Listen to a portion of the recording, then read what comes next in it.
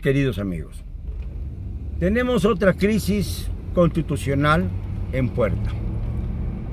Resulta que el presidente de la República dice que no se mete en el legislativo, pero sí se atreve a regañar a los miembros de su bancada de Morena, digo porque pareciera que todavía estamos en la época de las mayorías que se imponían por sí solas a las minorías.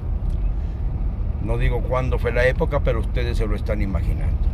El hecho es que el presidente dice que no se metió, pero dijo que era una vergüenza la manera de actuar del legislativo, sobre todo de la fracción de Morena, en cuanto a pretender reformar la ley orgánica de la Cámara, única y exclusivamente para permitir la reelección de Porfirio Muñoz Ledo como presidente de la mesa directiva.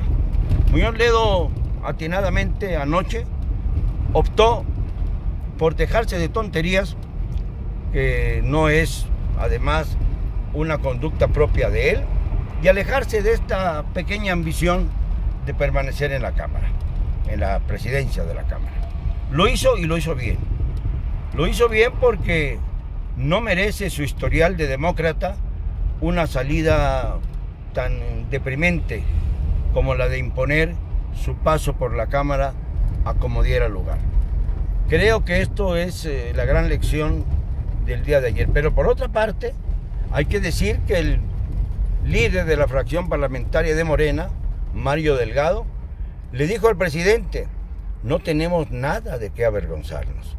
Y esto marca ya una diferencia muy importante entre lo que el presidente quiere y lo que el Congreso dispone.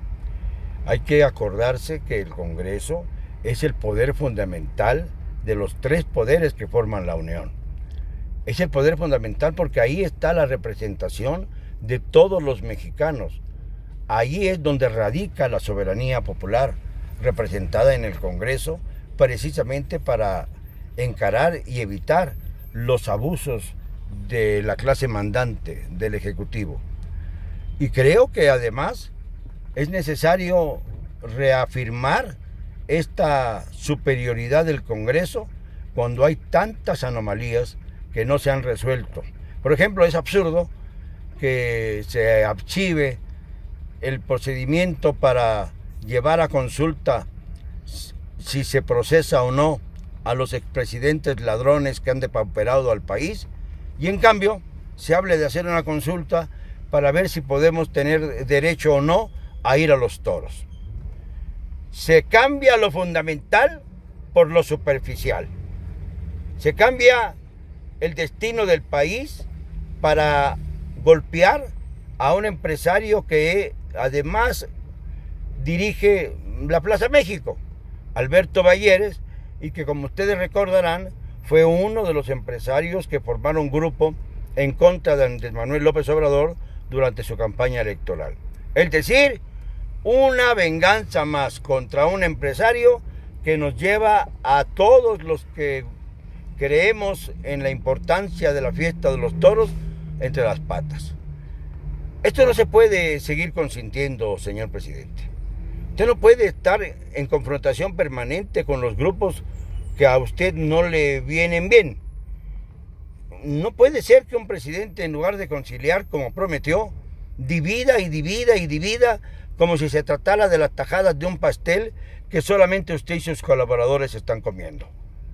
Señor presidente, hay muchos que estamos tristes, decepcionados, porque no se nos ha tomado nuestra opinión acerca de qué de hacer con los expresidentes.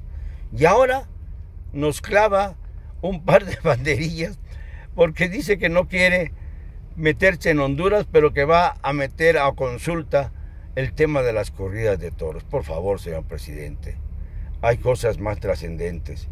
Deje que los mexicanos tengamos la libertad necesaria para saber si acudimos o no a ese espectáculo que nunca ha sido ilegal, salvo en 2 ocasiones pequeñas, precisamente en tiempos revolucionarios, y en las que se prohibieron durante el régimen de Juárez y el de Carranza también las corridas de toros, para evitar que en los tendidos hubiera todavía ese espíritu bélico que rodeaba a todos los mexicanos, que era realmente el corazón de una batalla que no terminaba entre conservadores y liberales, y que se incendiaran todos aquellos aspectos que tenían que ver con la asistencia pública, es decir, con la asistencia del público a cualquier plaza, a cualquier estadio. Esto no tiene nada que ver con el hecho de que se diga que las corridas de toros son violentas o no violentas. Este es un tema que, por cierto, vamos a aclarar en estos días. Estoy acudiendo al coloquio internacional de tauromaquia en Tlaxcala. Allí vamos a hablar de este tema, porque resulta que en el tema de las corridas de toros hay 5 estados de la República que se verían seriamente afectados si desaparecieran las corridas de toros. Uno de ellos es Tlaxcala, el otro es Aguascalientes, Zacatecas, Querétaro e Hidalgo. Y no se diga Yucatán, sería el 6º lugar, porque allí se celebran más de 400 festejos taurinos al año. Y de ahí depende la economía de muchos municipios. No pueden entonces tomarse decisiones viscerales porque se quiere combatir a un empresario que no participó en el grupo de aduladores que convino organizar el señor Alfonso Romo Garza. Y como no entró Alberto Valleres al juego, yo no voy a defender a Alberto Valleres, lo he criticado en muchas ocasiones, pero como no entró Alberto Valleres al juego presidencial, entonces llega la venganza, la hora de la venganza. No se puede seguir gobernando con mentalidad de vengador, señor presidente. Ya son muchas las afrentas y muchos los afrentados que hemos sido. Por ejemplo, yo sí creo en la Cuarta Transformación, lo digo y lo grito si es necesario, pero no creo en la forma que se está llevando a cabo un gobierno en el que a punta de venganza se va quedando cada vez más aislado. Aunque digan las encuestas que 7 de cada 10 mexicanos lo apoya, la realidad, señor presidente, es otra. Yo no me encuentro aquí en la Ciudad de México, y mire que voy por todas partes caminando, me subo a taxi, me subo a camiones, etcétera.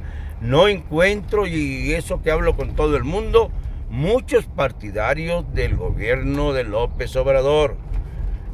Los hay, y los hay radicales, los que llenan de injurias mis páginas. Pero lo que no puede suceder es que el gobierno de la República sea solo para un sector de mexicanos y no para todos los mexicanos. Usted también es mi presidente, señor López Obrador, y tiene la obligación de escucharnos, de escuchar la crítica, de escuchar a quienes ejercen su libertad de expresión, de escuchar a cualquier ciudadano, no solamente a aquellos que están dispuestos a aplaudirle o a arrodillarse ante el ícono. Esto no es democrático, esto no es popular, esto no es decente cuando se ha tratado de convocar a los mexicanos a una transformación. Digámoslo, hoy y siempre, con cero cobardía.